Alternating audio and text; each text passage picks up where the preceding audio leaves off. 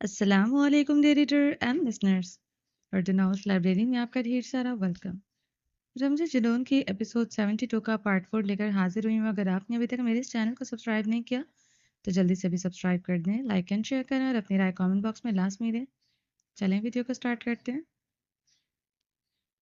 سورج مغرب کی پہاڑیوں کے پیچھے چھپنے کو تیار تھا اور نیو یارک کے آسمان پر نارنجی روشنی کا ہالہ پھیل چکا تھا، لیکن اس وقت مینٹن کی سڑکوں پر روشنی کا ایک اور طوفان امڑ رہا تھا، شور اور جنون کا طوفان۔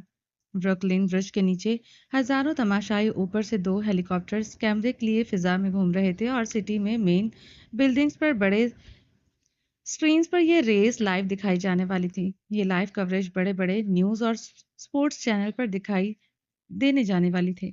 بائک ریسنگ کچھ دیر میں شروع ہونے والی تھی۔ زرق خانزادہ کاسٹیوم میں اپنی بائک کے قریب کھڑا اپنی شرٹ کے اندر کمر پر اینڈیورو نائمکس بیلٹ لگائے ہوئے تھا۔ وہ اپنی شرٹ اوپر کیے اپنی بیلٹ کے ساتھ چھیڑ چھاڑ کر رہا تھا۔ اس کا مضبوط ہاتھ، ورزشی جسم، سکس پیکس کیمرے کی نگاہ میں محفوظ ہو رہے تھے۔ زرق خانزادہ جانتا ہی نہ تھا وہ جتنا بڑا بائکر تھا اتنا ہی ایک سمپل سا انسان تھا۔ اسے کسی چیز کی پرواہ نہ ہوتی تھی، نہ اسے ہوش ہوتا تھا یا وہ ایسی چیزیں اپنی سادگی میں اگنور کر دیتا تھا۔ اسے اس طرح اسکرین پر دیکھ کر لڑکیاں پاگل ہو رہی تھیں۔ پہلی مرتبہ اس کی باڈی کی نمائش ہو رہی تھی۔ کچھ اینکر اس پر تجزیہ کرتے زرق کا پبلسٹی اسٹنٹ کہہ رہے تھے۔ وہ جس برانڈ کی بیلٹ پہنے ہوئے تھا جیسے وہ اس کی پبلسٹی کر رہا تھا۔ کیمرے میں مخصوص آنکھ بیلٹ پر لوگو پر تھی، برانڈ کے لوگو پر تھی۔ کچھ اینکرز خانزادہ کی سمپلسٹی پر ہنس رہے تھے اور زرق خانزادہ کے انٹرویو کر چکے تھے، اس کی پرسنالٹی جانتے تھے۔ اپنی شرٹ کو اوپر کیے وہ اپنی بیلٹ کے ہک کو کھولنے کی کوشش کر رہا تھا، جس کی ہک اس سے کافی ٹائٹ بن چکی تھی، لیکن اب اس سے وہ ہک کھل نہیں رہی تھی۔ وہ اپنا ہیلمٹ اتارے ہوئے بائک پر رکھتے دانت پر دانت جمائے اپنی ہیلمٹ کھولنے لگا۔ اس کے قریب کھڑی آریا جو اس بائک ریسنگ میں حصہ لے رہی تھی، جو ہمیشہ فرسٹ رنر اپ دوسری پوزیشن جیتنے والا ہوتی تھی۔ زرق اور آریا میں ہی ہمیشہ چھری کانٹے کا مقابلہ ہوتا تھا، مگر ان کی آپس میں دوستی کافی اچھی تھی۔ What's wrong, زرق؟ What is bothering you? Can I help you? آریا زرق کو اپنی بیلٹ کے ساتھ چھیڑ چھاڑ کرتے دیکھتے اس سے پوچھنے لگی۔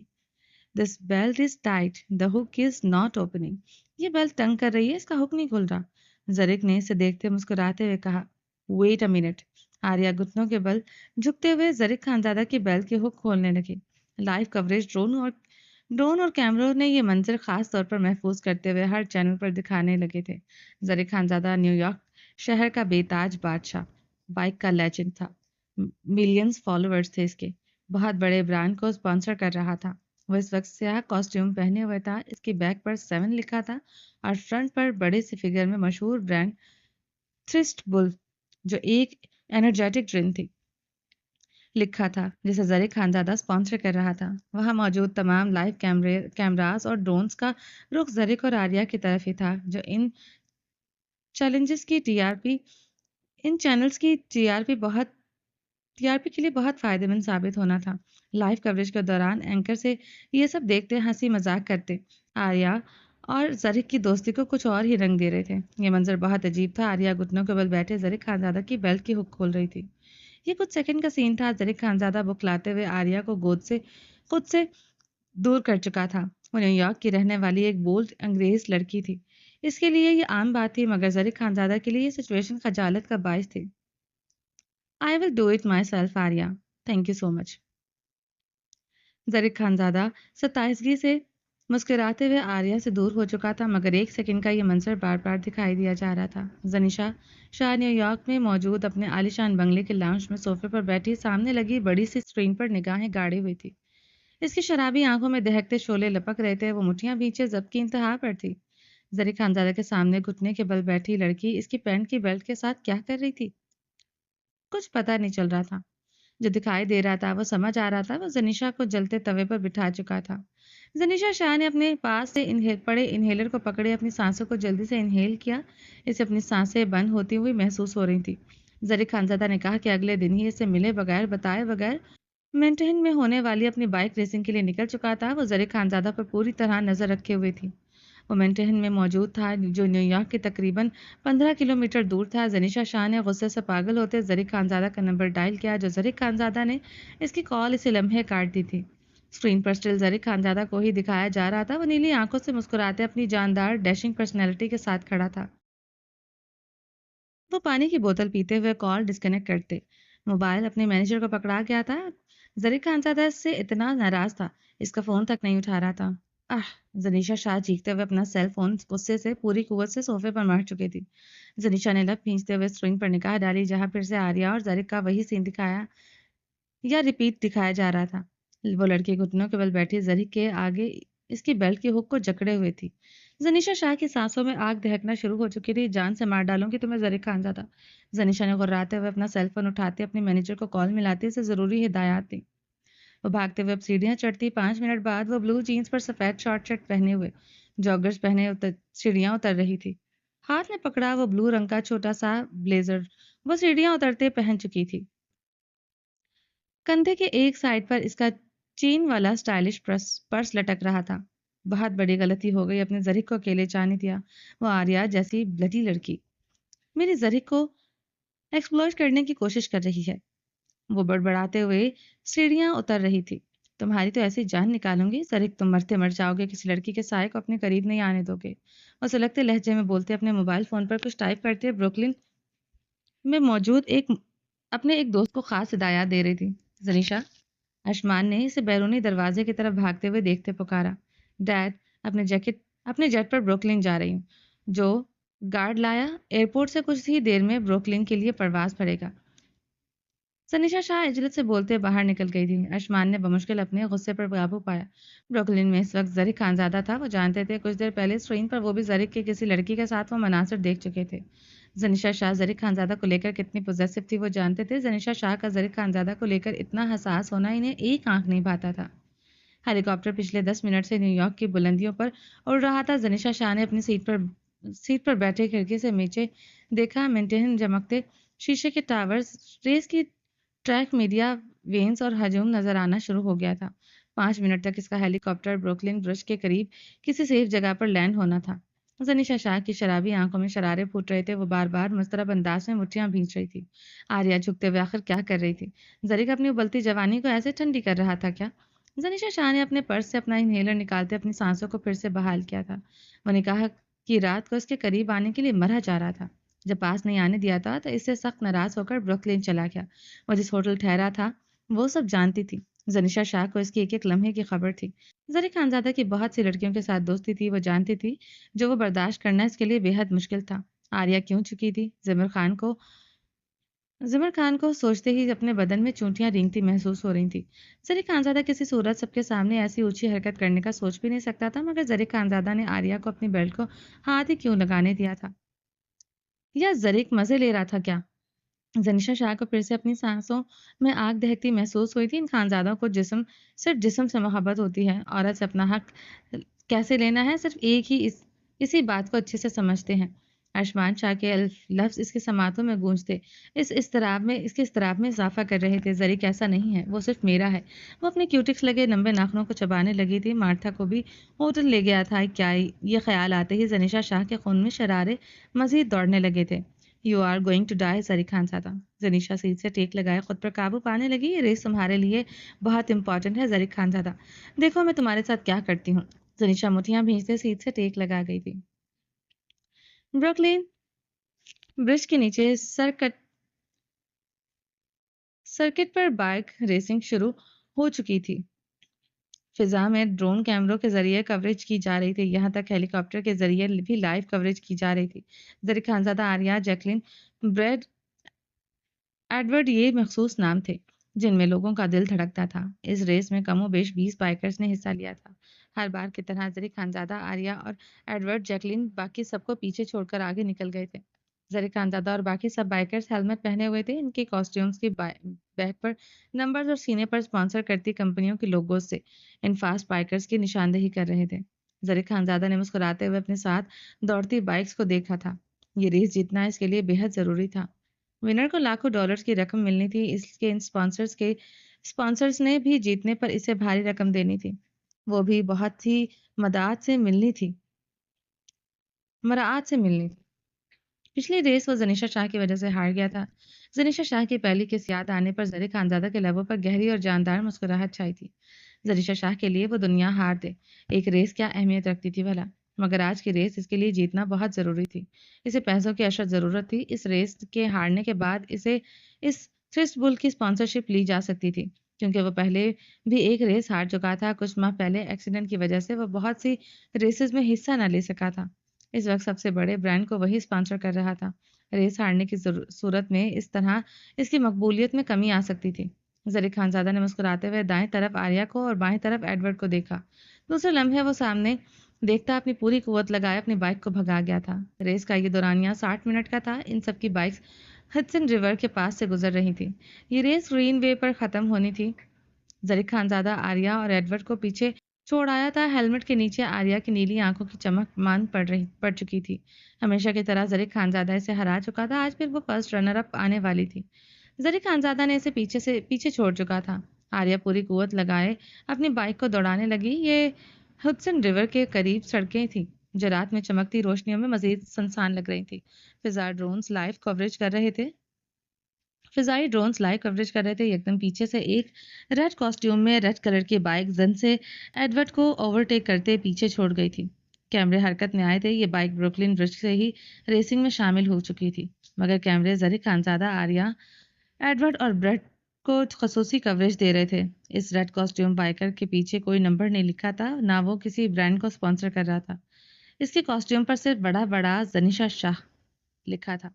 कैमरों का रुख स्पेशली तौर पर अब इसी बाइकर की तरफ था। सबको छोड़कर इसे खसूसी कवरेज दी जा रही थी। ब्रुकलिन ब्रिज के नीचे इकट्ठे हुए एक हजूम बड़ी बड़ी एलईडी स्क्रीन्स को देखते शोर मचा रहे थे। बहुत सारे लोग अब जनीशा शाह बाइकर को सपोर्ट कर रहे थे। जनीशा शाह अपने से आगे जाती बाइक पर बैठी आर्या की बैक पर 3 नंबर देखते इस्तजाइया हंसी थी। अगर लाइव कवरेज ना हो रही होती तो वो यकीनन आर्या को इस हिडसन रिवर के नजर तो जरूर करवा देती, मगर अफसोस वे ये नहीं कर सकती थी। जनीशा शाह ने अपनी रेड बाइक को रेस देते अब आर्या को ओवरटेक किया था।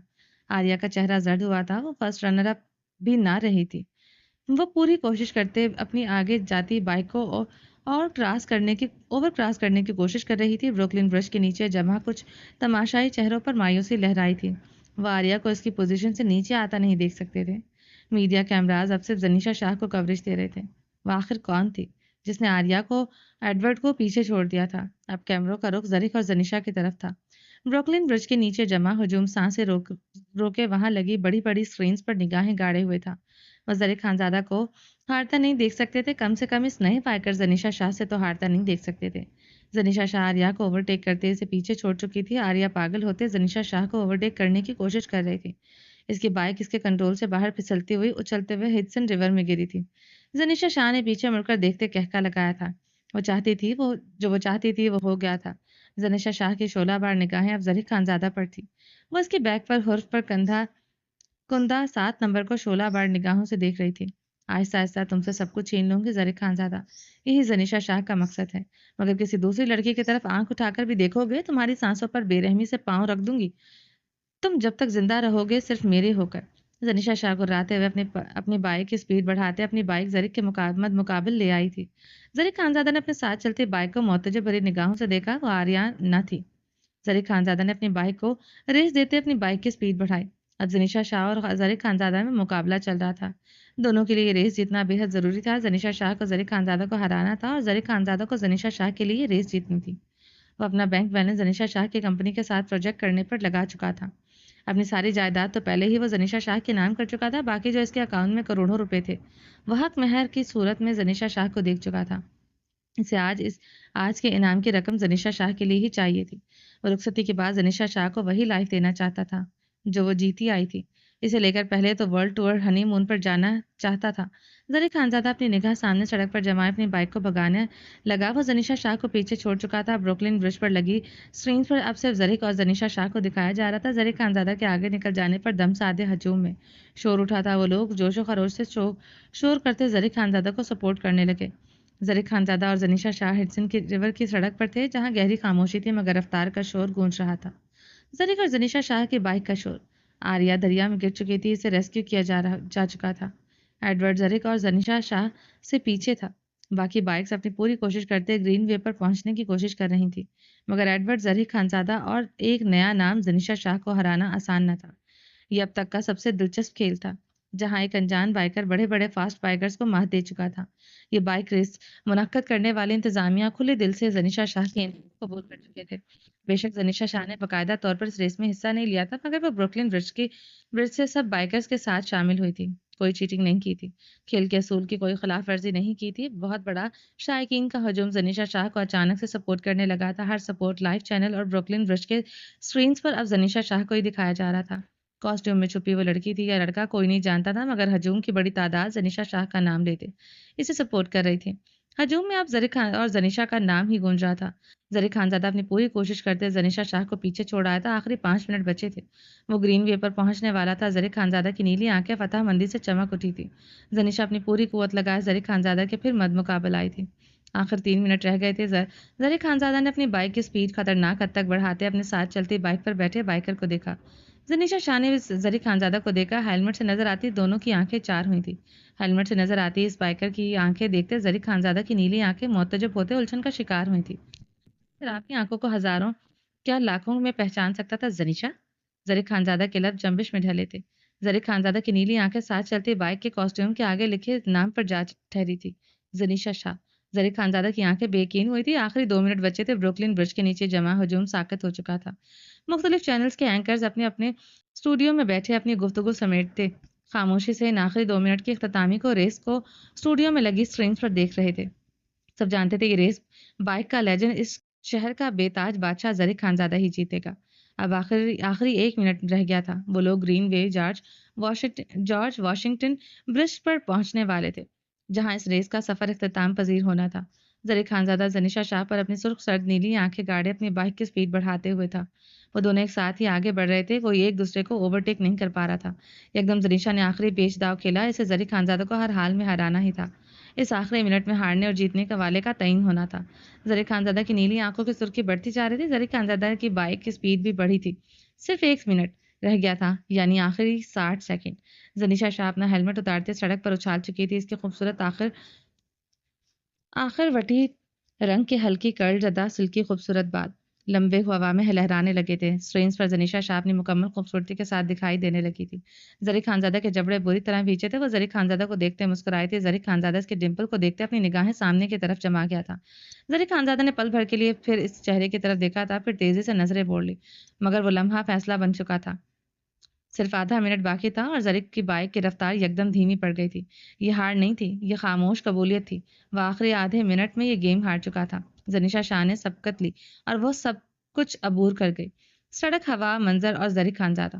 زنیشا شاہ زرک خانزادہ سے آگے نکلتے گرین وے جارج واشنگٹن عبور کر چکی تھی۔ جارج واشنگٹن برج پر قدم رکھتے وہ صرف فتح نہ رہی، وہ مرکز بن چکی تھی۔ میڈیا، کیمرے، ہجوم سب اس کی سمت کھنچ گئے تھے۔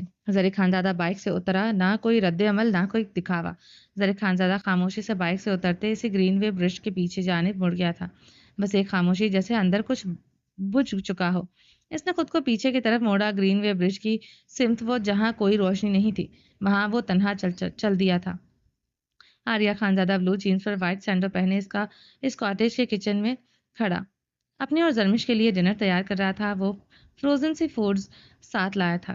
اس کاٹیج میں ریفریجریٹر نہیں تھا۔ جتنی بار قہر برساتی سردی ادھر پڑتی تھی، ریفریجریٹر کی ضرورت بھی نہ تھی۔ یہ فروزن فوڈ پیکنگ میں آریان نے کاٹیج کے باہر برف میں دبا کر رکھا تھا، جو ضرورت پڑنے پر وہ نکال لیتا تھا۔ وہ پورے کاٹیج میں آتش دان جل رہے تھے۔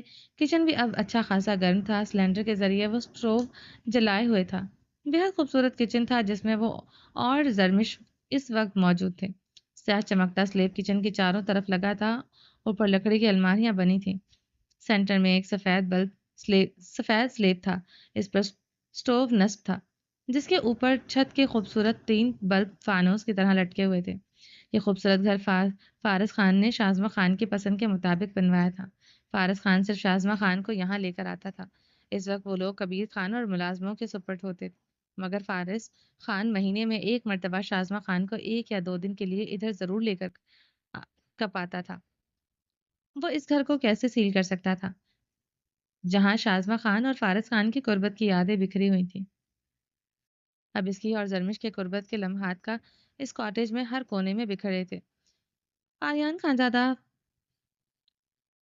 प्रॉन्स को गार्लिक ब्रॉन्स को गार्लिक, जिंजर और ग्रीन ऑनियन के साथ फ्राइंग पैन में स्टर फ्राई करते इन पर मुख्तलिफ सॉसेस डाल रहा था। सरमिश इसके करीब आर्या का ब्लू कोट पहने खड़ी थी, जो इसके घुटनों से ऊपर आ रहा था, जिसके आगे इसने बटन बंद किए हुए थे। मगर इस कोट के बटन बंद करने के बावजूद इसके नशेबो फराज जाहिर हो रहे थे। आर्यन खानजादा वक्फे वक्फे से जरमिश पर गहरी निगाह डालता ना बोलता था। जो ड्रेस पहनकर आई थी, आर्यन खानजादा विश कर इसे वॉश करके ड्राई करते जर्मिश से छुपा चुका था। वो ड्रेस ज़्यादा देर भीगने रहने की वजह से ख़राब हो चुका है। वो जर्मिश को झूठी कहानी सुना चुका था। वो इसकी झूठी कहानी पर यकीन भी कर चुकी थी। आर्यन खानज़ादा जितने दिन यहाँ रहना चाहता था, इसके वजूद पर इस पूरे कपड़े गवारा न थे। इसे अपनी बेइंतहा खूबसूरत बीवी ऐसे ही चाहिए थी, जो अपने हुलिये से इसका खून गरमाती रहती थी। हे लेज़ी बोन्स, यहाँ ऐसे खड़ी रहोगी या मेरी मदद भी करोगी? आर्यन खानज़ादा मध्यम सा मुस्कुराते हुए इसके खूबसूरत बदन पर निगाहें डालते बोला। जरमिश निगाहें झुकाए मध्यम सा मुस्कुराई थी। आर्यन खानज़ादा इसकी गहरी खामोशी और फर्माबरदारी पर उलझन का शिकार होने लगता था। वो इससे बेतहाशा डरती थी। वो जानता था इसकी खामोशी गुर्बत के लम्हात में इसकी फर्माबरदारी भी हैरान करती थी। वो इसे बेहद कम्फर्ट जोन देने की कोशिश करता, इसे वहाँ ही छोड़ता जहाँ वो रिस्पॉन्स करती। जहाँ वो रिस्पॉन्स ना करती, वो चाहने के बावजूद भी इसे वहाँ से न छूता। वो इसके करीब सिर्फ अपनी ख्वाहिश से जाता, मगर जरमिश को अपनी बाहों में लेते इसे बेहद नरमी प्यार से छूता। मगर फिर भी कुछ तो था जो आर्यन खानज़ादा को परेशान कर रहा था। वो इसके डर से ये सब कबूल कर चुकी थी या आर्यन खानज़ादा के दिलो दिमाग में खलबली मचाता वो सवाल था, जो आर्यन खानज़ादा को अज़ियत पर ला खड़ा कर देता था। वो इसकी थी और इसी की रहने वाली थी, मगर जरमिश के दिलो दिमाग में भी किसी की परछाई कबूल न थी। वो अपने किए की माफ़ी मांग नहीं सकता था। इसे साहिर खान का नाम जरमिश के लबों से गवारा न था। वो ना इसकी हेज़ल ग्रे आंखों में किसी दूसरे की परछाई देख सकता था। हाकिम खान को वो किसी सूरत माफ़ नहीं कर सकता था। इस पर वो रेत के ज़रे जितना रहम नहीं कर सकता था। इस बेदर्द मौत, इस वहशी दरिंदे, इस ब्लथलेस बीस्ट के हाथों लिखी जा चुकी थी। ज़रमिश इसका इश्क थी, इसकी ज़िंदगी थी। वो ये दिलो जान से कबूल कर चुका था, मगर वो हाकिम खान का खून थी। वो इस हकीकत से, इस सच्चाई से कभी अनजान नहीं बन सकता था। अगर वो अपनी ज़्यादतियों की तलाफ़ी लफ्ज़ों की सूरत में करता, तो ज़रमिश के लबों से हाकिम खान ज़रूर निकलता। वह हाकिम खान के नाम पर अपना आपा खो सकता था। यकीनन ज़रमिश हाकिम खान की जान का टुकड़ा होगी, मगर ज़रमिश अब हाकिम खान और हैदर खान की परछाई गवारा न थी। अगर इसे ज़रमिश को सारी उम्र यहाँ छुपा कर रखना पड़ता तो वो रख सकता था, या फिर कहीं मुल्क से बाहर वो ये सब करने की सोच रहा था। फिलवक्त हैदर खान इधर नहीं पहुंच सकता था। इसकी गाड़ी का नंबर प्लेट तक जाली था। शाज़मा खान का कोई भी सोच नहीं सकता था वो इधर हो सकता है। शाज़मा खान सालों पहले ही घर सील कर चुकी थी। वो अपने पीछे सब सबूत मिटा आया था। इसे सुकून चाहिए था, जिसके लिए वो ये 22 सालों से तड़प रहा था, जो सिर्फ इस मिसेस खान के पास था। आर्यन खान जरमिश को कमर से जकड़े अपने करीब कर चुका था। वो इसके चौड़े सीने पर हाथ रखते इसकी आंखों में सरासीम की देखने लगी थी। आर्यन खान ज्यादा बगौर इसके तासुरात देख रहा था। वह जरमिश जो इसके सर पर बेरहमी से पत्थर मारकर इसे डिच करके भाग सकती थी। वो जरमिश ये वाली ज़रमिश हरगिज़ नहीं थी हो सकती थी। वो ज़रमिश जो डार्क रूम की चाबी का पता जानने के बावजूद आखिरी लम्हे तक खामोश रह सकती थी। ये वो ज़रमिश हरगिज़ नहीं हो सकती थी। इसके करीब खड़ी लड़की इतनी आम हरगिज़ ना थी जो सब कुछ भुला इसकी मोहब्बत में पड़ जाए। मिसेस खान, तुम इतनी मासूम हरगिज़ नहीं हो जितनी दिखती हो। आर्यन खानज़ादा की आंखों में देखते बोला, तो ज़रमिश ने पेशानी पर मोती चमकने लगे थे। क्या छुपा रही हो मिसेस खान? अब किसी और तरीके से मेरी जान लेने का इरादा है क्या? आर्यन खान ज़्यादा मुस्कुराते हुए इसकी पेशानी पर चमकते मोतियों को अपनी उंगलियों की पूरों से चुन गया था। आपकी बाहों में मुझे गर्मी लगती है आर्यन।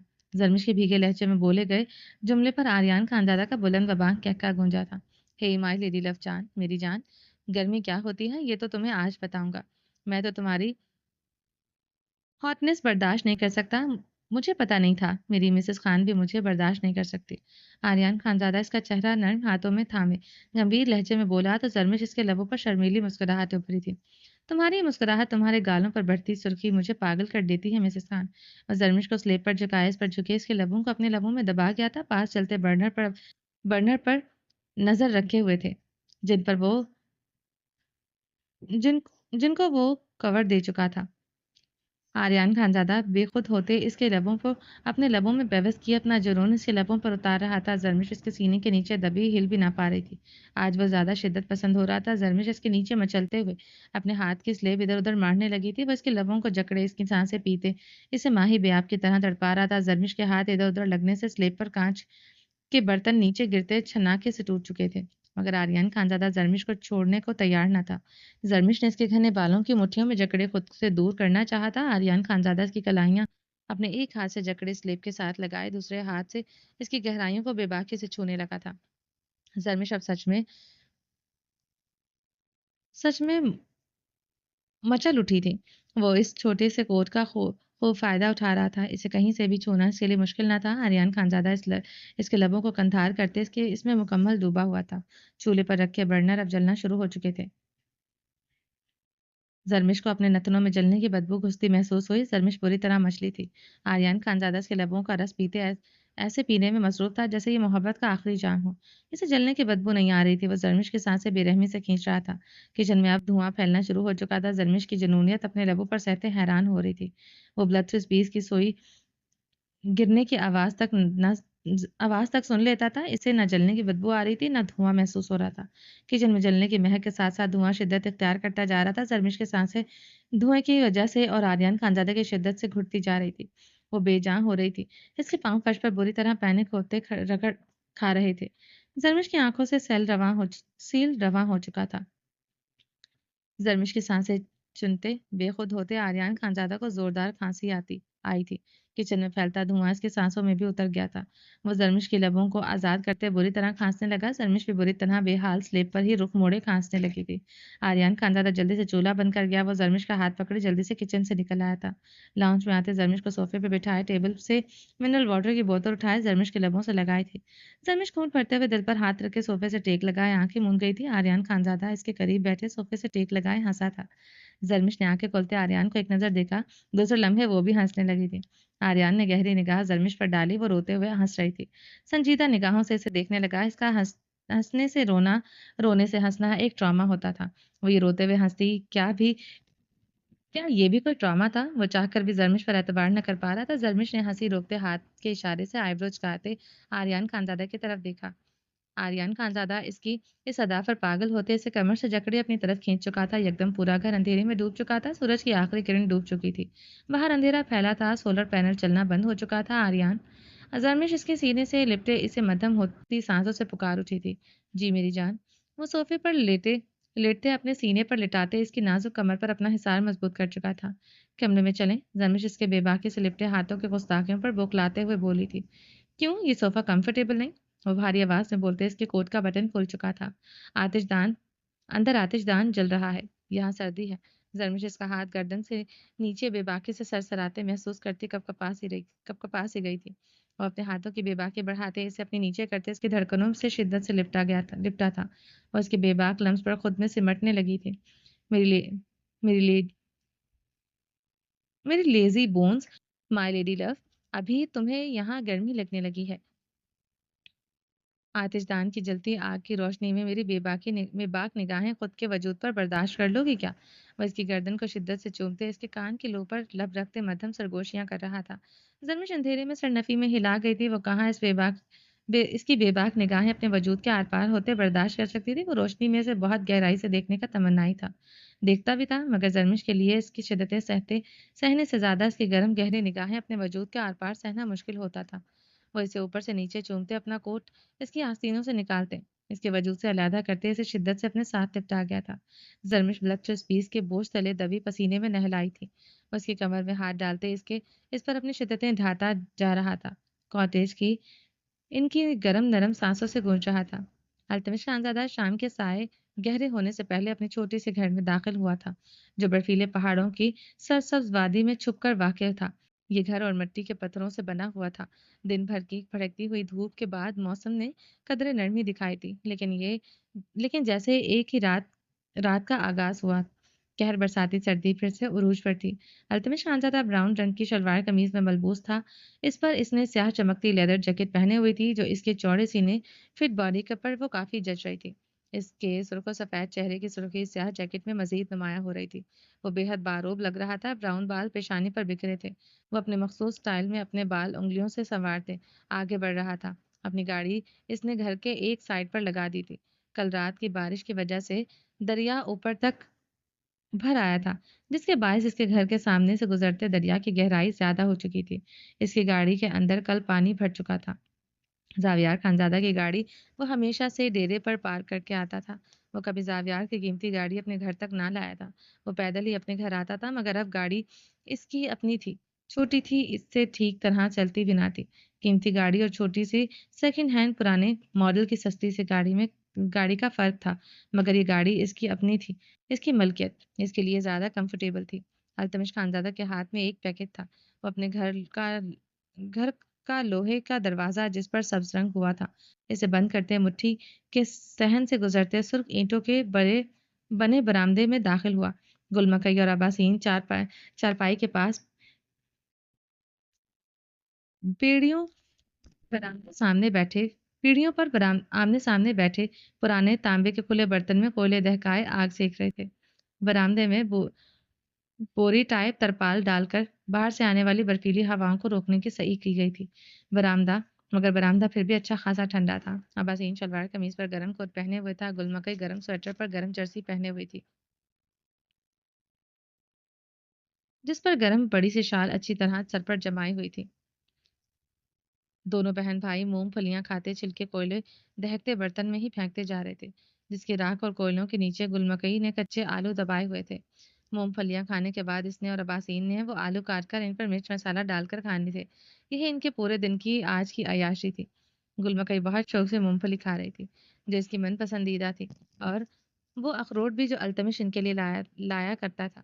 السلام علیکم ڈالا۔ گل مکئی التمش خانزادہ کو دیکھتے تیزی سے پیڑھی سے اٹھتے ہوئے اس کی طرف بڑھی۔ اس کی جھولی پر مونگ پھلیاں چاروں طرف برآمدے کے فرش پر بکھر گئی تھی۔ اس کی اس نے اتنی ہڑبنگ مچائی تھی کہ وہ اس جلتے کوئلوں والی بنائی ہوئی انگیٹھی میں گرنے لگی تھی۔ اباسین اس کی کلائی سے پکڑ کر اسے بچاتا نہ تو وہ یقیناً جلتے کوئلوں پر گر جاتی۔ اباسین نے اسے خشمگین نگاہوں سے گھورا تھا۔ گل مکئی کی ہڑبنگ وہ التمش خانزادہ کے ہاتھ میں پکڑے پیکٹ کو دیکھتے سمجھ گیا تھا۔ یہ بے قراری التمش خانزادہ کے لیے نہیں، اس پیکٹ کے لیے تھی، جو اس کے ہاتھ میں پکڑا۔ اباسین نے مڑ کر التمش خانزادہ کو نہیں دیکھا تھا، نہ سلام کیا۔ وہ ویسے ہی بیٹھا اپنے ہاتھ سیک رہا تھا۔ وعلیکم السلام، التمش خانزادہ کہتے جلدی سے وہ شاپنگ بیگ اپنی کمر کے پیچھے کر گیا تھا۔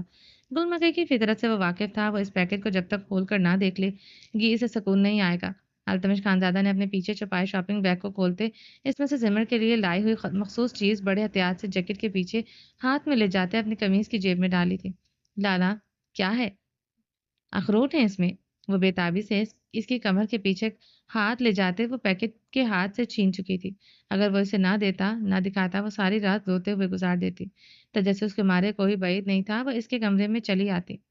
گل مکئی ایسی ہی تھی، سادگی اور بھولے پن میں زمان خان پر گئی تھی۔ گل مکئی نے پیکٹ کھولتے دیکھا، اس میں ریڈی میڈ جوڑے تھے، وہ زمر خان کے لیے لایا تھا۔ لالا، یہ میرے لیے ہیں؟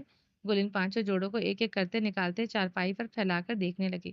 اب کی بار اباسین خان نے بھی مڑ کر ان جوڑوں کو بغور دیکھا۔ تمہارے لیے نہیں ہے، تمہاری بھابھی کے لیے ہیں، ویسے بھی یہ تمہارے سائز کے نہیں ہیں۔ التمش خانزادہ کپڑے رول کرتے شاپنگ بیگ میں ڈالنے لگا۔ لالا، یہ ہمارے سائز کا ہے، اس کے پیچھے لکھا ہے میڈیم، ہم کو میڈیم اسمال دونوں آ جاتا ہے۔ وہ التمش کے ہاتھ سے پھر سے وہ شاپنگ بیگ چھین چکی تھی۔ گل، یہ مجھے دو، تمہیں اور لا دوں گا۔ التمش خانزادہ نے اسے دیکھتے سنجیدگی سے کہا۔ وہ شاپنگ بیگ اپنے سینے سے لگا چکی تھی۔ کب لا کر دیا ہمیں کپڑا؟ نہیں لا کر دیا، مگر اس حسین چڑیل کے لیے لے آیا۔ گل مکئی کے حسین چڑیل لفظ پر اباسین کو کھانسی کا دورہ پڑا تھا، مگر التمش کو پتہ چل جاتا یہ نام اس نے دیا ہے تو یقیناً اس کی پھینٹی ضرور لگاتا۔ گل، پچھلے مہینے تمہیں پیسے دیے تو تھے، تم اپنی سہیلی کی مورے کے ساتھ جا کر خود لائی تھی۔ التمش نے اب دانت پیسے تھے، اسے نہیں پتا تھا زمر خان کے لیے کپڑے لینا اتنا مشکل ہوگا۔ پہلی مرتبہ لڑکیوں کی شاپنگ کی تھی، اسے بازار میں بھی عجب سی خفت ہو رہی تھی۔ وہ مخصوص چیز لیتے ہوئے تو پسینہ پسینے ہوا تھا، مگر وہ کیا کرتا؟ اس نے زمر خان کی ساڑی کے ساتھ ہر چیز جلا دی تھی جو وہ اس ساڑی کے نیچے پہنے ہوئی تھی۔ اب یہاں گل اس کے گلے پڑ گئی تھی۔ وہ کپڑے ہم نے ایک بار نہیں پہنا، ہم نے اپنا سہیلی کی شادی پر پہنا تھا، مگر اس کا بارات ہی نہیں آیا تھا۔ گل مکئی وہ پیکٹ سینے سے سختی سے لگائے بولی تھی، کیوں؟ التمش جھنجھلاتے ہوئے سوال کر گیا، نگاہیں اپنے کمرے کے بند دروازے پر تھی۔ وہ اگر اس بحث سن لیتی تو یقیناً یہ کپڑے آگ میں جھونک دیتی کہ یہ کپڑے نہیں پہننے جس پر اس کی بہن نظر رکھے ہوئے تھی۔ ظفر خان کی فطرت کو وہ جانتا تھا، اسے ہر بات سے واویلا کرنے کی عادت تھی۔ نہ بھی ہوتی تو اس کے ساتھ وہ ایسا ہی سلوک کرتی تھی۔ وہ اس کا ہونے والا بغیرت دلہا اپنا جیسا کسی بغیرت لڑکی کا ساتھ بھاگ گیا۔ گل مکئی نے منہ سے گالی سنتے اباسین اور التمش خانزادہ نے اسے شراربار نگاہوں سے گھورا تھا۔ یہ کیسی تمہاری زبان ہوتی جا رہی ہے؟ قابو پاؤ اپنی زبان پر گل، ورنہ چھری سے کاٹ ڈالوں گا۔ التمش خانزادہ نے جان بوجھ کر اسے بری طرح سے گھرکا تھا تاکہ وہ روتے ہوئے پیکٹ چھوڑ دے۔ گل اس کے کھرکنے پر سوں سوں کرتے رونا شروع ہو چکی تھی، مگر کپڑوں والا پیکٹ نہیں چھوڑا تھا۔ التمش اچھا خاصا جھنجھلایا تھا۔ وہ ایسا کرو، تم وہ کپڑا تم اپنی بیوی کے لیے لے لو جو ہم اپنا سہیلی کی شادی کے لیے لایا تھا۔ گل اس پیکٹ کو کسی قیمتی متاع کی طرح خود سے لگاتے سوں سوں کرتے بولی۔ گل مکئی ایسی ہی تھی، اپنی چیزیں سے زیادہ دوسروں کی چیزیں پسند آتی تھی۔ گل، دو دو لالا کو وہ پیکٹ۔ اباسین گل کو دیکھتے غصے سے گر رہا ہے، تم دونوں میرا لالا نہیں ہے، ایسا لالا نہیں ہوتا۔ ہمارا مورے بابا زندہ ہوتا ہمارا ساتھ ایسا سلوک کرنا کا ہمت تم دونوں کا کبھی نہ کرتا۔ گل مکئی کپڑے والا پیکٹ چارپائی پر پھینکتے روتے ہوئے پیڑھی پر بیٹھتے اپنی ناک گال رگڑنے لگی۔ وہ بری طرح روتے ہوئے جھاڑو کا تنکا پکڑے راکھ کو کوریدتے راکھ میں دبے آلو نکالنے لگی۔ التمش نے تشکر کا سانس بھرتے وہ پیکٹ اٹھایا۔ گل مکئی کی عادت تھی رونے کی، اس نے صبح تک ٹھیک ہو ہی جانا تھا۔ ویسے بھی ان کپڑوں کی ضرورت اس کی بیوی کو زیادہ تھی۔ التمش وہ پیکٹ پکڑے اپنے کمرے کی طرف بڑھا۔ کتنا کا لایا ہے ایک سوٹ لالا؟ اباسین کی آواز پر وہ رکا تھا۔ 5,000 کا ایک سوٹ، وہ سنجیدگی سے بولتے اپنے کمرے کی طرف بڑھتے لکڑی کے بھارے دروازہ کھولتے اندر داخل ہو گیا تھا۔ اباسین نے گل مکئی کو چادر سے ناک اور آنکھیں رگڑتے بغور دیکھا تھا۔ پاگل ہے تم گل مکئی، جو ان سستا سا کپڑوں کے لیے پاگل ہو رہا تھا؟ اباسین نے اسے ڈپٹا تھا۔ وہ سستا کپڑا نہیں، 5,000 کا ایک سوٹ تھا۔ پورا 50,000 خرچ کیا لالا نے اس چڑیل کے لیے۔ پورا 25,000 خرچ کیا لالا نے اس چڑیل کے لیے۔ گل مکئی روتے ہوئے جلتے لہجے میں بولی، وہ کپڑا سستا ہی ہے، لالا کو لوٹ لیا ہے کسی نے۔ وہ 1500 والا سوٹ لالا 5,000 کا لے آیا۔ اباسین اب مسکرایا تھا۔ کیا مطلب؟ تم کو کیسے پتا؟ گل مکئی نے آنکھیں چادر سے رگڑتے پوچھا تھا۔ ہمارا دوست کا کپڑا کا دکان ہے، ہم اچھی طرح پہچانتا ہے یہ کپڑا کو۔ یہ سوٹ 1500 سے زیادہ کا نہیں ہے۔ تمہارا والا سوٹ تو بہت اچھا ہے، تم لالا کے ساتھ گھاٹے کا سودا کر رہا تھا، اسی لیے ہم نے تمہیں ڈانٹا تھا۔ دیکھنا وہ حسین چڑیل بھی سارا سوٹ کمرے سے باہر پھینک دے گا، پھر سارا سوٹ تمہارا تم کو اپنا سہیلی والا شادی کا سوٹ بھی نہیں دینا پڑے گا۔ اباسین ہنستے ہوئے گل مکئی کے سر پر ہاتھ رکھ گیا تھا۔ ہائے، ہمارا لالا کو لوٹ لیا، بیڑا غرق ہو اس دھوکے باز کا۔ گل مکئی کو اب نئی فکر پڑ چکی تھی۔ التمش کے نقصان پر اس کے معصوم دل کو کچھ ہوا تھا، البتہ اباسین خان بہت خوش تھا۔ وہ ہنستے ہوئے چارپائی کی طرف بڑھتے چارپائی پر نیند دراز ہوتے اپنے سر کے نیچے بازو باندھ گیا تھا۔ ہمارا لالا جس کا اندھا اتنا دھاک تھا، ایک عورت کا آتے ہی اپنا سد بدھ کھو گیا تھا۔ صحیح کہتا ہے زرزمین عورت سے بچ کر رہو۔ شکر ہے ہمارا پاس ان میں سے کچھ بھی نہیں ہے۔ وہ ہنستے ہوئے خود پر گرم رضائی اوڑھ گیا تھا۔ چلیں جی، باقی کا نیکسٹ ایپیسوڈ میں کنٹینیو کریں گے۔ امید ہے آپ کو یہ ایپیسوڈ پسند آئی ہوگی۔ چینل کو سبسکرائب نہیں کیا تو جلدی سے بھی سبسکرائب کر دیں، لائک اینڈ شیئر کریں اور اپنی رائے کامنٹ باکس میں لازمی دیں۔ اپنا ڈھیر سارا خیال رکھیے گا، دعاؤں میں یاد رکھیے گا۔ اللہ حافظ۔